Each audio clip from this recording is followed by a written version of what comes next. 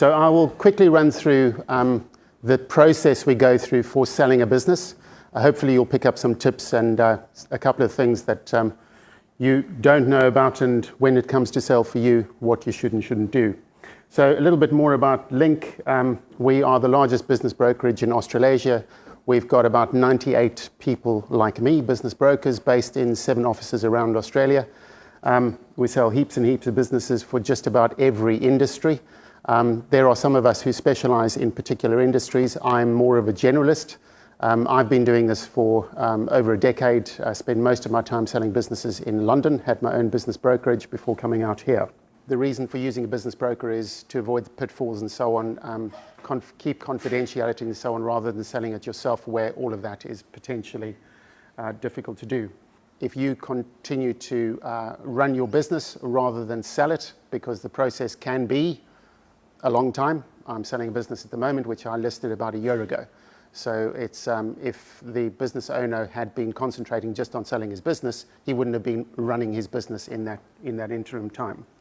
So step one, and I've talked about this the last time we met, which I did a talk which was, how do you make your business as attractive as possible to potential buyers? And that is the planning phase. So this goes to everything about making your business ready for sale. First step is timing it. So for those seasonal businesses, there are times of the year where it is better to sell. So I'm just about to list a beach bar, for instance. This is the perfect time to sell, because if they can sell before the end of the year, before the busy season, the person who's coming in will benefit from that, the busy season. If they'd sold afterwards, they would have a much tougher time selling going into winter and with slower sales. So timing it right, getting your affairs in order, so getting the books, working with your accountant, so you've got the latest financials, everything is ready, so that when an inquirer actually asks for those, they are ready to go, getting your BAS up to date. The first thing we do when we have a set of accounts is to add back those things which are not necessarily business expenses. Now, I know most of you wouldn't dare do this, but private home things, cleaning your house, your kid's phone, your kid's car, all of those things which we all charge to business, it's not actually relevant to a buyer. So we take the normal set of accounts and do those add backs. For some businesses, and it's not very often this happens, but accounting policies differ for certain industries, certainly when it comes to depreciation and taxation and so on. Remembering, of course, that accountants have one primary goal when they prepare your accounts, as they do now, and that is to minimize tax for you. Well, that's bad when it comes to selling your business, because the decisions and the numbers that are presented are not presenting your business in the best way possible. So you need to work with your accountant, tell them that you are going to be selling in some time, and they will adjust their policies accordingly. You also need to make a decision about how long you are prepared to stay on. We're seeing it increasingly that buyers are expecting the owner to stay within the business. And a favored way for them to do that is actually to get vendor financing. So they're asking you as the seller to finance their purchase of the business. Thereby, they are keeping you involved in the business and ensuring that the business is going to be successful for them. And again, continue to run your business as if you are not selling. You need to keep it profitable. Second thing is business value appraisal. There are various ways of valuing a business. So the items which go into the intangible assets, as usually called goodwill, but can also be patents, the favorable lease that you have, the location, etc. The tangible assets obviously are those things which you are needed within the business. So these are the vehicles, the machinery, the tooling, if you have a display cabinets, all of that sort of thing, all of the tangible assets which go with a business. And then lastly, the stock. So there is various ways of valuing a business. So the important items which go into the appraisal of value for a business are which category you're in, the revenue, the profitability, etc. And working towards the bottom line number, which is what you usually see on business adverts when you're looking. When they say net profit, what they actually mean is sellers' discretionary earnings. So this is the number that you would have before you take your owner's salary. So from there, you then start taking off what you want to pay yourself as a salary, because a lot of business owners don't pay themselves properly. They take some as dividends, they take some as salary, they take some as, drawings that, are cash, and, all kinds of various ways of rewarding themselves for business as business owners. We then, once we have a number that we as a baseline, we then adjust it for a number of things. So this is the risk within the business, the risk within the industry, the location, the likely buyer demand, and where we see the market at any point. The barriers to entry, for instance. So if you have a business that has a low barrier to entry, so for example, cleaning businesses, one I've just sold, what elevated them apart, which makes them exceptional, is that they have long-term contracts with their commercial customers. So while you can just start a cleaning business having a Hoover in the back of your car, you can't compete against these guys because they've gone out and actually professionalized the industry. And this last point, again, is not particularly relevant for most businesses.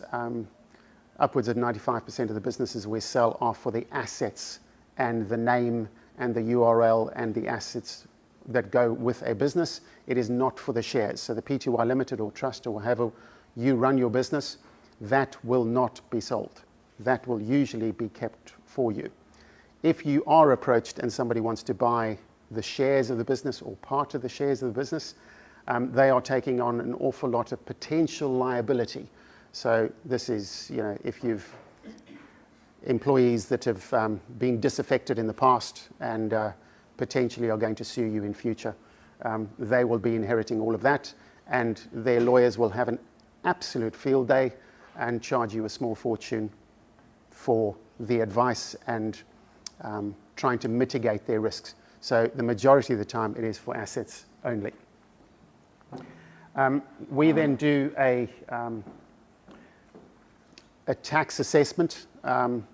Although everybody's circumstances are different, I don't know anything about tax. I don't want to know anything about tax. It's far too complicated. It changes all the time. Go and talk to your accountant.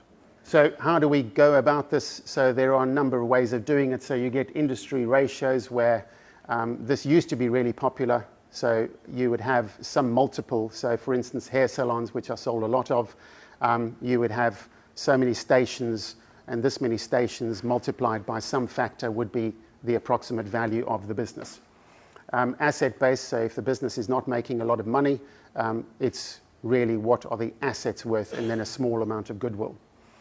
Earnings-based, this is probably for larger businesses where they want to see a long-term forecast, and they discount that cash flow to a number now because they are buying a stream of earnings. And then the one which we use primarily, which is market-based. So because we have, and there is no database out there that you can go and consult to say, this is my business, I want to sell it, what is it worth? The internet is going to give you all kinds of nonsense. The best way of doing it is actually finding out, well, what has a business like mine sold for? And that is what we have. We have that data internally because we're the largest, and we jealously protect that. And so when we run an appraisal, we have comparatives that we can say, well, your business is worth this because we have sold businesses like yours, and this was the valuation that we sold those for. Not what they're listed for, what they sold for. And that information is really important. Documentation, obviously getting all your documentation right before you do this. We prepare an information memorandum, which effectively is a brochure. It's a brochure about your business, tells you all of the financials, tells them about the staff, the marketing, how you go through your business processes, how you actually run your business, and crucially from a buyer's perspective, what is expected of them to be able to run the business once you are out of the picture. I must say that the information memorandum we only release to people once they've actually signed a confidentiality agreement. So up to that point, everything is confidential. They don't know what the business is. They have to sign a confidentiality agreement first, and we actually take that a step further for really sensitive businesses, where we do a buyer profile. So we ask them to complete a buyer profile, and we actually dig in to see, do they have the means to be able to do it, and do they have industry experience, etc. So within the information memorandum, I won't go through all of this, but that's effectively what we're looking at is everything about the business that a potential buyer would want, because we want to present something that gives them an overall picture, because generally they're going to be looking at it over the weekends or something when we are not available to answer all of their questions. Identifying buyers. So we have an active database of about 250,000 people. So 30%, and I think that's generous, of the businesses we sell are actually sold to business owners who are on that list. The vast majority of business owners or business buyers are looking online. That's where they go. So they register like we all do when we're looking for a house. You go onto a business site and you say, this is my budget, this is where I want to buy it, and this is the kind of business that I'm looking for, this sector, this industry, this many people, etc. And as soon as a business is listed, they are then alerted. So an online presence and marketing online is the most important thing. Who are the buyers? The vast majority of our buyers are the ones in the bottom left. So these are people who are actually moving up to the Sunshine Coast looking to buy a business, and they are going to be owner-operators. The other ones, all very interesting, but it doesn't happen very often. Strategic buyers, if you can ever get those are fantastic. Those are the ones who pay the most. They are looking to buy your business because they want to expand into this area. They know the industry, and they just want a footprint. Marketing, press advertising. Yes, you could advertise in the press. Don't do it. Waste of money. Do it online. Qualifying buyers. So that's what we do. We actually dig into the person, find out who they are, what their qualifications are, and their ability to transact. And then we get to the sale and purchase agreement. When we receive an offer for a business, the first thing we do is we convert it into a contract. It's just a standard REIQ contract, which has all the terminology around it to enable the seller to make a decision. So it has standard terminology around due diligence, non-compete, etc. And we present effectively a contract to the seller, for the seller to consider. If they are then happy, they can sign that contract, and we're on our way. Very seldom happens. Most of the time, lawyers get involved, and time goes up, and so does cost. Due diligence is just when they check everything that they have been told is true. So don't lie. You'll always be found out.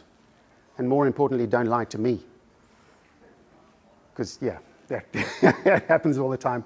These are the kind of things they go through on due diligence. They check everything. Obviously, they are spending money.